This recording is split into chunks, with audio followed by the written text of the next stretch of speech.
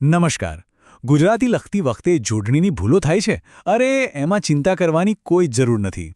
આજે આપણે જોડણી સુધારવાના કેટલાક એકદમ સહેલા નિયમો શીખવાના છીએ.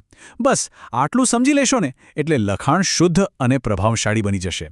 તો ચાલો ફટાફટ શરૂ કરીએ. આ તો લગભગ બધાની સાથે થતું હોય છે. ક્યારેક નાનો ઈ આવે કે મોટો ઈ આવે એમાં ગૂંચવાઈ જવાય, તો ક્યારેક માથે મીંડું ક્યાં મૂકવું એ જ ના સમજાય. પણ સારી વાત એ છે કે આનો ઉકેલ ખરેખર ખૂબ જ આસાન છે. તો આ જોડણી સુધારો છે શું? સાવ સાદા શબ્દોમાં કહીએ તો ખોટા લખાયેલા શબ્દને એના સાચા રૂપમાં લાવવાની એક રીત છે. બસ આટલું કરવાથી આપણું લખાણ એકદમ સ્પષ્ટ અને સચોટ બની જાય છે. ચાલો સૌથી પહેલાં આપણે એવા નિયમો જોઈએ જે સીધા શબ્દના ઉચ્ચારણ સાથે જોડાયેલા છે.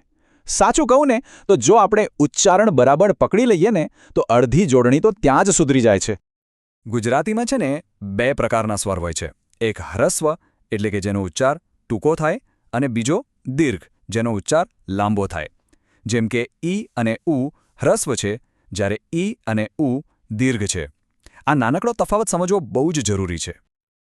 અહીંયા જુઓ, આપણે દીપક નથી બોલતા, આપણે બોલીએ છીએ દીપક. એમાં દી લાંબો ખેંચાય છે. એવી જ રીતે નાગર નહીં પણ નગર બોલાય છે, જ્યાં નનો ઉચ્ચાર એકદમ ટૂંકો છે.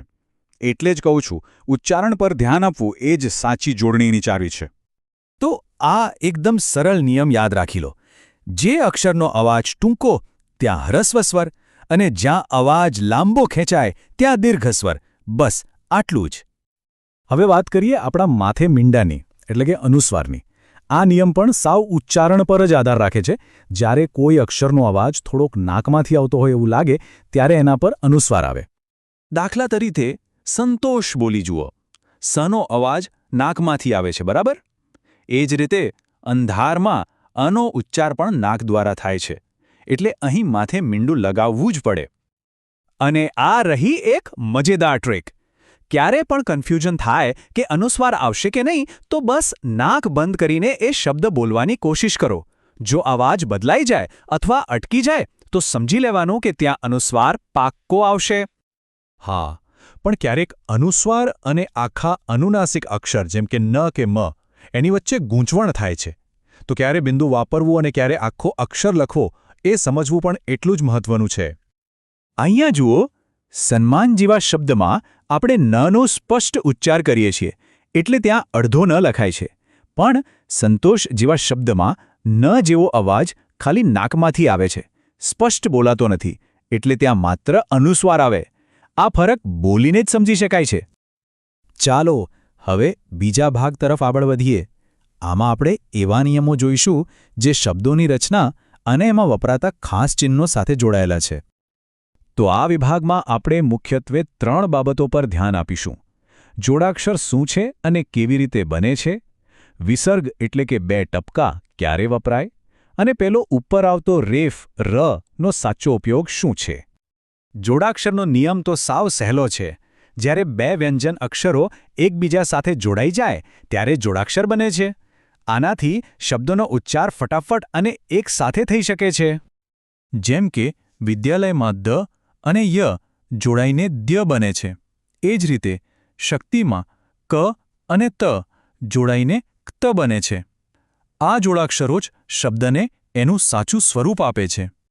હવે આ છે વિસર્ગ એટલે કે અક્ષરની પાછળ આવતા 2 ટપકા. સાચું કહું તો ગુજરાતીમાં બહુ ઓછા શબ્દોમાં આ વપરાય છે, પણ જ્યાં વપરાય છે ત્યાં એ ખૂબ જ મહત્વનું છે. આનું સૌથી જાણીતું ઉદાહરણ છે દુઃખ. અહીંયા દુ પછી એકદમ હળવો હ જેવો ઉચ્ચાર થાય છે, અને એ બતાવવા માટે જ વિસર્ગનો ઉપયોગ થાય છે. એના વગર શબ્દ અધૂરો લાગે. રેફ એટલે અક્ષરની ઉપર આવતું પેલું નાનકડું ચિહ્ન જે રના અવાજ માટે વપરાય છે. નિયમ બસ એટલો જ છે કે રેફ જે અક્ષર પર હોય એની પહેલાં ર બોલાય છે. જેમ કે કર્મ શબ્દમાં રેફ મની ઉપર છે, પણ એનો ઉચ્ચાર મની પહેલાં થાય છે, ક ર મ. જ્યારે પ્રશ્નમાં પની સાથે જ ર બોલાય છે, જે એક અલગ પ્રકારનો જોડાક્ષર છે. આ નાની નાની બાબતો સમજવી બહુ જરૂરી છે. અને હવે આપણે આવી ગયા છીએ છેલ્લા વિભાગમાં, જે ખાસ કરીને વિદ્યાર્થીઓ માટે તો બહુ જ કામનો છે. ચાલો કેટલાક એવા શબ્દો પર નજર કરીએ જે પરીક્ષામાં વારંવાર પૂછાય છે અને જેમાં ભૂલો થવાની શક્યતા પણ વધારે હોય છે. ચાલો આ શબ્દોને ધ્યાનથી જોઈએ. જરૂરમાં રૂ દીર્ઘ આવે, વિદ્યાર્થીમાં દ્ય જોડાક્ષર છે અને થીમાં દીર્ઘ ઈ સાથે રેફ છે.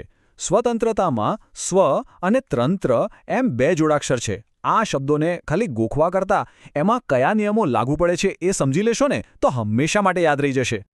તો કહેવાનો મતલબ એ છે કે આ શબ્દો ખાલી રોજિંદા જીવનમાં જ નહીં પણ પરીક્ષાઓમાં પણ વારંવાર પૂછાય છે.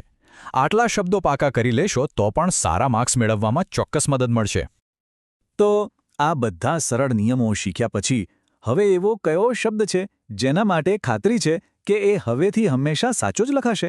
બસ આ નિયમોનો અભ્યાસ કરતા રહો અને જોજો તમારા લેખનમાં કેવો જબરદસ્ત આત્મવિશ્વાસ આવી જાય છે.